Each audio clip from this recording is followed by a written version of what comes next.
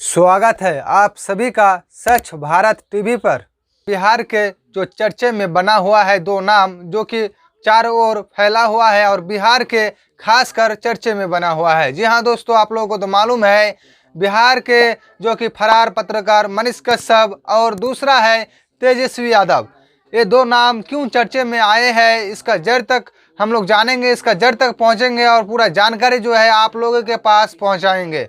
जी हाँ दोस्तों, आप लोगों को मालूम है जब तेजस्वी यादव तमिलनाडु गया, तमिलनाडु में जाकर जब उन्होंने तमिलनाडु के सीएम यानी कि मुख्यमंत्री के साथ मिलकर केक काटे, वहाँ पर उसके बाद चालू हो गया है कि तमिलनाडु में बिहारी मजदूरों को मारा जा रहा है, उनको काटा जा रहा है, उनसे उन लोगों को भगाया जा रहा है। लेकिन क्यों ऐसा ट्वीट करना स्टार्ट कर दिए थे और कौन ऐसे लोग थे जब तेजस्वी यादव तमिलनाडु में जाकर तमिलनाडु के मुख्यमंत्री के साथ केक काट रहे थे तब एक्टिव हो गए थे और तमिलनाडु में बिहारी मजदूरों को मारा जा रहा है, काटा जा रहा है, इस तरह के ट्वीट करके क्यों वायरल किया जा रहा था, इसके पीछे का मकसद क्या है, पूरा जानकारी आप लोगों को मिलेगा। और इस मकसद में आज मनीष कश्यप भी इस तरह के घटना में शामिल हो गया है जो कि आज बिहार से फरार बताया जा रहा है और फरार है।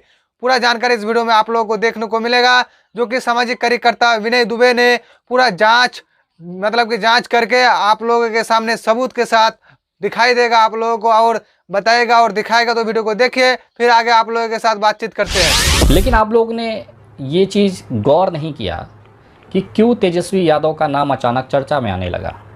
तेजस्वी यादव जी जब तमिलनाडु पहुंचते हैं उसी समय पर सोशल मीडिया पर तमिलनाडु में बिहारियों को हत्या करने, मारपीट और पलायन जैसी खबरों का चलना ये संयोग नहीं था, ये प्रयोग था। जिस समय तमिलनाडु में तेजस्वी यादव पहुंचते हैं ये बवाल शुरू होता है। आज मैं विश्लेषण करके बताना चाहूँगा वो पहलू जो आप लोगों ने किसी भी समाचार चैनल पे नहीं देखा, किसी भी यूट्यूब चैनल पे नहीं देखा, लेकिन ये एक इतना अहम मुद्दा है जिसे बिहार नज़रअंदाज नहीं किया जा सकता। मैं आज बात करने जा रहा हूँ कि आखिर ये जो पूरा षड्यंत्र था ये रचा किसने, किस लिए रचा गया और किसके लिए रचा गया। तो शुरू करते हैं वो दिन जब तेजस्वी यादव बिहार से तमिलनाडु पहुंचते हैं तमिलनाडु के मुख्यमंत्री के जन्मदिन के महोत्सव पर। वहां पर तमिलनाडु के जो मुख्यमंत्री हैं उन्होंने तमाम जो विपक्षी दल हैं उन्हें एकजुट होकर एक मंच पर आने का आह्वान किया। उसी आह्वान के 20 मिनट बाद बीजेपी की आईटी सेल एक्टिवेट हो जाती है। वो एक फ़ोटो क्रॉप करती है और एक वीडियो पोस्ट करती है जो कि राजस्थान के जोधपुर के एक वकील के चाकू मारकर हत्या करने का वीडियो था। उसे तमिलनाडु में बिहार की एक मज़दूर की हत्या बताकर ट्विटर पर तेजस्वी यादव से सवाल पूछा जाने लगा कि आप वहाँ केक खा रहे हैं और उसी राज्य में तमिल द्वारा बिहारियों की हत्या की जा रही है, ये उसका वीडियो है। ये मामला जब धीरे धीरे तूल पकड़ता गया तो उसमें उनको ज़रूरत थी कैसे मीडिया संसाधन की जो बिहार के लोगों से जुड़ा हुआ हो, जो बिहार के एक एक साधारण से गरीब परिवार के लोगों से जुड़ा हुआ हो। उनको वो चेहरा दिखा मनीष कश्यप के तौर पर। मनीष कश्यप को इस षड्यंत्र का हिस्सा बनाया गया। उनको ये बताया गया कि अगर आप इस चीज़ को आगे ले जाते हैं तो भविष्य में आने वाले विधानसभा चुनाव, एमएलसी चुनाव और इस तरह के चुनावों में आपके बारे में सोचा जा सकता है। मेरे भी दिल्ली में कॉन्टैक्ट्स हैं, भले मैं भाजपा का वैचारिक विरोधी रहा हूं, लेकिन उसके बावजूद भी भारतीय जनता पार्टी के बहुत सारे ऐसी टीम है जिसमें मेरे भी लोग काम करते हैं। ये क्लियर मैसेज उनकी तरफ से मुझे बताया गया कि मनीष कश्यप को ख़ास तौर पर इस पूरे प्रोपोगेंडा के लिए तैयार किया गया। मनीष कश्यप ही इकलौता था जिसने वहाँ पर अपने ही दोस्त के साथ कॉल रिकॉर्डिंग शेयर की। मैं ये पुलिस जाँच की बात बता रहा हूँ, आने वाले समय में जाँच में आपको दिखेगा। उन्होंने अपने एक दोस्त के साथ कॉल रिकॉर्डिंग पर एक स्क्रिप्टेड चीज़ पढ़ी, उसको वीडियो बनाया और अपने यूट्यूब चैनल पे डाल दिया। उस यूट्यूब चैनल को जो कंटेंट था वो वायरल हुआ, वो वीडियो बहुत वायरल हुई। उसको देखते हुए वहाँ के जो स्थानिक भारतीय जनता पार्टी के समर्थक जो चैनल हैं, पत्रकार हैं, मीडिया हाउसेस हैं, उन्होंने इस खबर को छापा। पहले वॉइस कॉल हुई है, उसके बाद खबरें छापी गई हैं। जो मनीष कश्यप ये दावा करता है कि दैनिक भास्कर की ये खबर है, फलानी खबर है, लेकिन उससे पहले उनकी कॉल वायरल हुई, उसके बाद ये खबरें का सिलसिला चालू हुआ। खैर ये जांच का विषय है, पुलिस जांच करके आप लोगों को बताएगी इसकी सत्यता क्या है। लेकिन मैं ये बताना चाहता हूँ कि इस सब के बीच तेजस्वी यादव को क्यों घसीटा गया। टारगेट तो नीतीश कुमार को भी किया जा सकता था क्योंकि बिहार के मुख्यमंत्री हैं, सवाल मुख्यमंत्री से पूछा जा सकता था। केवल उप मुख्यमंत्री या तेजस्वी यादव को ही क्यों टारगेट किया गया। उसका सबसे बड़ा कारण था यादव वोट बैंक या ओबीसी वोट बैंक, जो धीरे धीरे भारतीय जनता पार्टी से आरजेडी की तरफ खिसक रहा था। उस ओबीसी वोट बैंक को ये महसूस होने लग गया था कि लालू प्रसाद यादव के बाद तेजस्वी यादव में वो काबिलियत है जो बिहार में ओबीसी तबके को एक मजबूती प्रदान कर सकती है।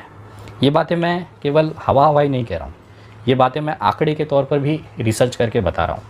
2020 के विधानसभा चुनाव हुए, 243 सीट की बिहार विधानसभा में 122 सीट जिसके पास होगी वो बहुमत साबित करके सत्ता हासिल करेगा। आपने एक चीज़ और गौर किया होगा, इस पूरे विधानसभा के दौरान में तेजस्वी यादव इकलौते ऐसे चेहरे थे जो रोज़ चर्चा में बने रहते थे, और चर्चा में बने रहने का उनका सबसे बड़ा कारण उनके पिताजी थे। आपने पूरे इलेक्शन को अगर गौर से देखा होगा या पुरानी वीडियोज़ अगर आप आरजेडी की उठा के देखेंगे 2020 के विधानसभा चुनाव में, तो उसमें इस आरजेडी के तमाम पोस्टरों पर सवाल खड़े किए गए थे, क्योंकि उस पोस्टरों में लालू प्रसाद यादव की फ़ोटो नहीं थी, जिसको लेकर तेजस्वी यादव को आक्रामकता के साथ लोगों की आलोचना भी झेलनी पड़ी। लेकिन इस समय आरजेडी और ख़ास तौर पे लालू प्रसाद यादव का ये इंस्ट्रक्शन था कि इस बार तेजस्वी यादव के नाम पे चुनाव लड़ा जाए। ये उस समय किया हुआ सबसे बड़ा प्रयोग था जो उम्मीद से ज़्यादा सफल रहा। तेजस्वी यादव अपने केवल चेहरे के दम पर आरजेडी पार्टी को एक बड़े मार्जिन तक लेके आए। बिहार की सबसे बड़ी राजनीतिक पार्टी बनकर आरजेडी उभरी, जिसको करीबन 97,38,855 वोट पड़े। ये टोटल वोट परसेंट का 23.11% था। और ये जो वोट पड़ा था ये आरजेडी को, जिसमें 80% जो भागीदारी थी वो ओबीसी की थी, यानी कि पिछड़ी जातियों का। ये वो तबका था जिसको लेकर भारतीय जनता पार्टी हमेशा से एग्रेसिव रही है। आप किसी भी राज्य में चले जाए, वहाँ पर ओबीसी को पकड़ना, उसे मजबूती से अपने पास रखना, ये भारतीय जनता पार्टी की इस समय की इलेक्शन स्ट्रेटजी है। क्योंकि जो सवर्ण हैं वो तो ऑलरेडी बीजेपी के पाले में हैं, लेकिन उन दोनों का गठबंधन भी सत्ता हासिल नहीं कर पा रहा था। उसे और एक्स्ट्रा वोट की ज़रूरत थी जो इस ओबीसी के अंदर सेंधमारी कर की जा सकती थी। यही कारण है कि उत्तर प्रदेश में योगी जी जैसा चेहरा होने के बावजूद भी उनके बगल में केशव प्रसाद मौर्य को बिठाया गया, और एक तरफ ब्राह्मण ब्रिजेश पाठक, दूसरी तरफ केशव प्रसाद मौर्य। ये क्लियर मैसेज था कि ब्राह्मण और ओबीसी का गठबंधन अब भारतीय जनता पार्टी को आवश्यक है। लेकिन बिहार में ये जो कनेक्शन था ये टूटा जा रहा था। अब ओबीसी जो बिहार के हैं वो कैसे भारतीय जनता पार्टी के पास आएंगे? वो तब आएंगे जब तेजस्वी यादव के अंदर उनका विश्वास टूटेगा। यही विश्वास तोड़ने के लिए उन्होंने बिहारियों का, मजदूरों की बात को एक षड्यंत्र के तौर पर देश के सामने रखा। वो दिखाना चाहते थे कि तेजस्वी यादव ही इसके मुख्य कारण हैं, उनसे सत्ता नहीं संभल रही है। अगर आप मनीष कश्यप की वीडियो को, जो कि स्क्रिप्टेड था, नागपुर से दिया गया स्क्रिप्ट था, उसको अगर आप देखेंगे तो वो बार बार तेजस्वी यादव की काबिलियत पे सवाल उठाता दिख रहा था कि कहीं ना कहीं वो षड्यंत्र का हिस्सा है जो ये दिखाना चाहता है कि तेजस्वी यादव काबिल नहीं है बिहार में सरकार चलाने के लिए। और ये इसलिए दिखाया जा रहा था क्योंकि जो ओबीसी का उनका जो कट्टर वोट बैंक है, जो 80% वोट बैंक है, उसको तोड़कर भारतीय जनता पार्टी अपनी तरफ करना चाहती थी। क्योंकि वो जेडीयू में नहीं जाता था, कभी भी आरजेडी के जो कट्टर जो वोटर बैंक है वो जेडीयू में नहीं जा रहा था। वो बीजेपी चला जाएगा लेकिन जेडीयू नहीं जाएगा, ये वहाँ की ज़मीनी हकीकत है। आरजेडी का एक वोटर जेडीयू को कभी वोट नहीं करेगा, वो बीजेपी को वोट कर देगा, वो कांग्रेस को कर देगा, लेकिन जेडीयू को नहीं। और जेडीयू का जो वोटर है वो कभी आरजेडी को वोट नहीं करेगा। ये वहाँ के चुनावी माहौल में, वहाँ की आबो हवा में है। इसी को ओबीसी वोट बैंक को तोड़ने के लिए ये पूरा षड्यंत्र रचा गया, और उसका कारण था आने वाला लोकसभा चुनाव। 40 सीटें हैं जिसमें से अधिकतर सीटें भारतीय जनता पार्टी जीतना चाहती हैं। उनके पास सवर्णों का वोट बैंक है जिसमें राजपूत, ब्राह्मण, वैश्य, ये तमाम लोग उसमें आते हैं। ये वोट बैंक ऑलरेडी बीजेपी के पास है, लेकिन ये काफ़ी नहीं है लोकसभा चुनाव जीतने के लिए। उसके लिए उनको चाहिए था ओबीसी का और पिछड़ा वोट बैंक, जो कि तेजस्वी यादव की काबिलियत को छोटा दिखाकर ये हासिल करना चाहते हैं। ये प्रोपोगेंडा ठीक वैसे ही था जैसे 2014 चुनाव जीतने के बाद नरेंद्र मोदी ने ये समझ लिया था कि हमारा सबसे बड़ा जो विपक्ष है वो कांग्रेस है। कांग्रेस को पप्पू दिखाकर इन्होंने लोगों के अंदर ये विश्वास भरा।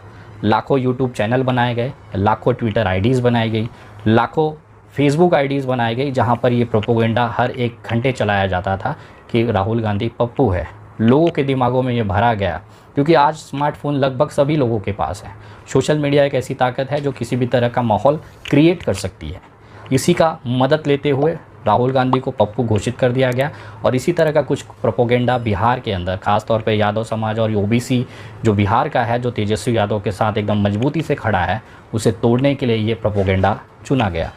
बिहारियों की मारपीट ये बहुत सेंसिटिव और संवेदनशील मामला होता है। हर बिहारी उससे जुड़ता है, अपने आप को उससे कनेक्ट समझता है। यही कारण था कि तेजस्वी यादव का ये वोट बैंक तोड़ना और भारतीय जनता पार्टी के पाले में ले आना। आप देख रहे होंगे जब भी ये प्रोपोगेंडा चलता है, आज सबसे बड़ा मनीष कश्यप के साथ कौन खड़ा है? अगर आप उनके ट्वीट उठाएंगे, उनके समर्थन में इस समय जो ट्रेंड चल रहा है वो बीजेपी की IT सेल करा रही है। क्यों करा रही है? ये दिखाने के लिए करा रही है कि एक आर्मी का लड़का लालू प्रसाद यादव के लड़के के सामने डट कर मुकाबला कर रहा है। लेकिन ये जो IT सेल द्वारा चलाया हुआ ट्विटर ट्रेंड है, ये ज़मीनी हकीकत पे नहीं है। ग्रामीण इलाकों में आज भी अगर बिहार की ज़मीन पे आप मनीष कश्यप और इनका कंपैरिजन करना चाहेंगे तो लोग दौड़ा के पीटेंगे। कारण यह है कि कहाँ लालू प्रसाद यादव की वो एक गौरवान्वित इतिहास रहा है। गौरवान्वित इसलिए कह रहा हूँ कि जब सवर्णों के सामने OBC कुर्सी पे बैठता था तो उसे पीटा जाता था, उस कुर्सी को गंगा जल से धोया जाता था। वो दौर था जब लालू प्रसाद यादव ने यादवों को, ख़ासतौर पे OBC समाज को वो अधिकार दिलाए कि एक सवर्ण के सामने वो कुर्सी पे बैठ सकता था। ये लड़ाई इतनी आसान नहीं थी लालू प्रसाद यादव के। आज हम जो लालू प्रसाद यादव को याद करते हैं तो कहीं ना कहीं इस लड़ाई की वजह से भी करते हैं कि जब संसाधन के अभाव थे, प्रशासनिक यंत्रणा इतनी मजबूत नहीं थी, उस दौर में भी एक लड़का खड़ा होता है और अपने समाज के लिए, अपने छुआछूत के लिए, अपने समाज के बराबरी समानता के अधिकार के लिए वो लड़ता है और वो माहौल ले आता है। भले उसके लिए उनके ऊपर जंगल राज जैसे आरोप लगे, लेकिन कहीं ना कहीं आज जो OBC समाज है बिहार का वो जानता है कि लालू प्रसाद यादव ने उनके लिए क्या किया है। अदरवाइज़ ये आंकड़े इस समय जो चुनाव में दिखते हैं वो नहीं दिख रहे होते। तेजस्वी के अंदर भी वो एग्रेसिवनेस है, आक्रामकता है, वो अपने कार्यों को लेकर सीधा है, उसे पता है कि उसे कब क्या करना है। शायद यही कारण था कि बिहार के जो भारतीय जनता पार्टी है वो नहीं चाहती थी कि यादव और जो OBC वोट बैंक है वो तेजस्वी के साथ रहे। उसे तोड़ने के लिए मनीष कश्यप जैसे लोगों के साथ मिलकर इन्होंने बहुत गंदी राजनीति रची। और एक हालत केवल बिहार का नहीं है, अगर आप झारखंड का देखें वहाँ पे हेमंत सोरेन सरकार है। अभी कुछ दिनों से लगातार उनको युवा विरोधी दिखाने के लिए लगातार सोशल मीडिया पे ठीक ऐसा ही कैंपेन चलाया जा रहा है जैसा तेजस्वी यादव को। ये भारतीय जनता पार्टी की वो गंदी राजनीति का हिस्सा है जो सत्ता हासिल करने के लिए वो हमेशा से करते आए हैं। महाराष्ट्र में भी उद्धव ठाकरे के पीछे पड़े रहे, आखिर में एकनाथ शिंदे को कुर्सी देकर उन्होंने वहाँ पर सत्ता हासिल कर दी। आज महाराष्ट्र का माहौल एकदम ठीक है। 10 दिन पहले तक जो चिल्ला रहे थे कि इनकी सड़कें ख़राब हैं, महाराष्ट्र की हवाओं में पॉल्यूशन बहुत ज़्यादा हो गया है, अब एकदम साफ़ हो गया। जैसे ही एकनाथ शिंदे सत्ता हासिल कर लेते हैं, भाजपा की सरकार बन जाती है, खड्डे एकदम मखमल जैसे हो जाते हैं, आबो हवा एकदम ठीक हो जाती है, भ्रष्टाचार एकदम ख़त्म हो जाता है। लेकिन भारतीय जनता पार्टी के राज्यों में जब बिहारियों को मारा जाता है तब इनके मुंह से चू भी नहीं निकलती। आज से कुछ साल पहले गुजरात के अंदर बिहारियों को मार पीट कर वहाँ से खदेड़ा गया। खदेड़ करने वाला जो इंसान था वो था अल्पेश ठाकुर। अल्पेश ठाकुर उस समय बहुत उग्रता के साथ बिहारी महिलाओं को मारा, बुज़ुर्गों को मारा, सड़कों पे अपने लोगों द्वारा पिटवाया, कुत्ते जैसा उनको अपने गुजरात से भगाया। थोड़े समय के बाद इसी भारतीय जनता पार्टी ने अल्पेश ठाकुर को भारतीय जनता पार्टी में फूल का गुलदस्ता देकर शामिल किया और आज वो विधानसभा में भारतीय जनता पार्टी का विधायक है। भारतीय जनता पार्टी को परेशानी तब होती है बिहारियों के पिटाई से जब वो गैर भाजपा राज्य हो, जैसे तमिलनाडु। महाराष्ट्र में जिस महाराष्ट्र नवनिर्माण सेना ने ये पूरा मूवमेंट चलाया था, आज अगर वो भारतीय जनता पार्टी की तारीफ़ कर रहे हैं तो लोग, मैं देख रहा हूँ कि भारतीय जनता पार्टी के वो लोग जब कुछ दिन पहले तक राज ठाकरे का विरोध करते थे, आज वो राज ठाकरे को अपना आइडियल मानते हैं। वो भूल गए कि इनके बापों को मारने वाला जो महाराष्ट्र नवनिर्माण का सैनिक था वो राज ठाकरे का ही था। खैर, इस समय वो विवाद नहीं है, इसके लिए मैं राज ठाकरे जी को भी धन्यवाद करता हूँ कि उन्होंने समय के साथ अपने आप को बदला, अपनी राजनीति को बदला और वो आगे आए। लेकिन सवाल ये उठता है कि भारतीय जनता पार्टी आखिर कितना नीचे गिरेगी। बीजेपी IT सेल में मेरे अच्छे दोस्त हैं, वो लोग भी कहते हैं कि विनय भाई, इस पूरे कांड का ठिकरा किसी पे तो फोड़ना है, आखिर उसको जेल जाना तय है। तो हम भी चाहते थे कि थोड़ा वो ठीक से जाए, हमारे ऊपर जो निशाना है वो कम से कम मनीष कश्यप के कंधों तक चला जाए, उसके चेहरे पे चला जाए। लोग हमारी की हुई करतूत को ना समझे, मनीष कश्यप को इसका असली हीरो समझे या इसका असली आरोपी समझे और बात मनीष कश्यप तक ही रह जाए। ये पूरा षड्यंत्र लगभग खुल चुका है। आज कोई भी भारतीय जनता पार्टी को बात नहीं कर रहा है क्योंकि हम लोग ने मनीष कश्यप को आगे कर दिया है और उसके पीछे अपनी जो की हुई करतूत है उसको छुपाने के लिए दिन रात मनीष कश्यप को हम लोग हीरो बना रहे हैं। इसका जो भविष्य है ये जेल ही है, क्योंकि आने वाले कुछ महीने ये जेल से निकल नहीं पाएगा, क्योंकि इसके ऊपर जितनी धाराएं हैं वो सारे इस समय एक्टिव कर दी गई हैं, ये हम भी जानते हैं। यही कारण है कि मनीष कश्यप केवल उस बिरयानी बनने वाले बकरे का हिस्सा है, जिस दिन कटेगा बिरयानी बनकर सब उसे खा जाएंगे और भूल जाएंगे। लेकिन इस पूरे षड्यंत्र के पीछे जो असली मास्टरमाइंड है वो है भारतीय जनता पार्टी, और उसका केवल एक ही उद्देश्य था, बिहार में ओबीसी पिछड़ी जातियों को तेजस्वी यादव से तोड़ना, जिसमें वो लगभग थोड़ा सा सफल ज़रूर हुई थी। लेकिन एक्सपोज मीडिया, वेद और तमाम उन लोगों के समर्थन से, मेहनत से ये चीज़ पूरी तरह से हो नहीं पाई। जाते जाते एक निवेदन करना चाहूँगा, हम लोगों ने जिस तरह से इसका ट्विटर अकाउंट बंद कराया, उसी तरह से अब इसके जो सबसे बड़ा यूट्यूब चैनल है मनीष कश्यप का, अब उसे बंद कराने की बारी है। आप यूट्यूब पर जाएं, सच तक न्यूज़ को सर्च करें, उसमें 6.38 मिलियन सब्सक्राइबर आपको दिखेंगे। आपके राइट साइड पेज पे 3 बिंदु दिखेंगे, जिस पे क्लिक करेंगे तो रिपोर्ट यूज़र करके एक ऑप्शन आएगा। उस रिपोर्ट यूज़र पे क्लिक करें और 6-7 ऑप्शन में से स्पैम करके जो ऑप्शन है उसे सिलेक्ट करें। स्पैम को सिलेक्ट करने के बाद एक बॉक्स ओपन होगा जिसमें आप अपनी बात रखें। उसमें आप लिखें कि ये व्यक्ति समाज में नफ़रत फैला रहा है, स्पैम कर रहा है, स्कैम चला रहा है, इस यूट्यूब चैनल को बंद कर देना भारत के शांति और माहौल के लिए ज़रूरी है। वो आप इंग्लिश में भी लिख सकते हैं, हिंदी में भी लिख सकते हैं। उसे लिखकर आप रिपोर्ट को सबमिट करें। उसके बाद एक पॉपअप आएगा जिसमें दिखाएगा कि आपकी रिपोर्ट सबमिट कर दी गई और आपको एक ईमेल आएगी। आप समझिए, देश हित में ये 15 सेकंड का कार्य आपको करना है, क्योंकि हम तमाम लोगों ने ही इसे हीरो बनाया था। अब हम तमाम लोगों को ही इसकी औकात इसको दिखानी ज़रूरी होगी। जो इंसान चंद पैसों के लिए अपने बिहार को बेच सकता है, बिहारियों की लाशें गिरवा सकता है, इस इंसान का समाज के लिए बाहर रहना सबसे ज़्यादा खतरनाक है। हम तमाम लोग बिहार पुलिस से निवेदन करते हैं, कृपया जल्द से जल्द इसकी गिरफ्तारी की जाए। इस पूरे षड्यंत्र में शामिल उन बीजेपी नेताओं को भी गिरफ्तार किया जाए जिन्होंने केवल राजनीतिक रोटी सेकने के लिए एक बिहार को बदनाम करने का कोई मौका नहीं छोड़ा। हम तमाम लोग इस षड्यंत्र को नेस्तनाबूद करेंगे। बहुत जल्द मनीष कश्यप की गिरफ्तारी होगी और बहुत ज़्यादा समय तक वो जेल रहे, इसकी व्यवस्था, इसके सबूत हम लोग भी जमा करके पुलिस तक पहुंचाएंगे। वीडियो कैसी लगी कमेंट ज़रूर करें। अच्छी लगी हो तो लोगों तक, ख़ास तौर पे बिहार के लोगों तक इसे ज़रूर पहुंचाएं। अगली वीडियो बहुत जल्द, तब तक जय हिंद। देखा आप लोगों ने, जो कि विनय दुबे एक सामाजिक कार्यकर्ता, पूरा जानकारी आप लोगों को देने की कोशिश किया, वो भी सबूत के साथ। आप लोगों का क्या राय है नीचे कमेंट बॉक्स में जरूर बताइए। अगर आप लोगों को लगता है कि ये वीडियो सही है तो वीडियो को लाइक कीजिए और ज़्यादा से ज़्यादा शेयर जरूर कीजिए, ताकि हर एक जनता के पास ये वीडियो पहुँचे और उन्हें भी जानकारी मिल सके, जो सच्चाई है वो जान सके। तो यही आप लोगों को जानकारी देना था। आप लोगों का क्या राय है आप लोग जरूर बताइए नीचे। तो फिर मिलते हैं नया अपडेट खबर लेकर कि मनीष कश्यप का गिरफ्तारी होगा या फिर नहीं होगा। पूरा जानकारी आप लोगों को सच भारत टीवी में मिलता रहेगा। इसलिए फेसबुक पर देख रहे हैं तो फॉलो जरूर कीजिए, यूट्यूब पर देख रहे हैं तो चैनल को सब्सक्राइब करके बेल आइकन को प्रेस कर दीजिए, ताकि जब भी नया अपडेट खबर मिले सबसे पहले आप लोगों के पास पहुँच सके।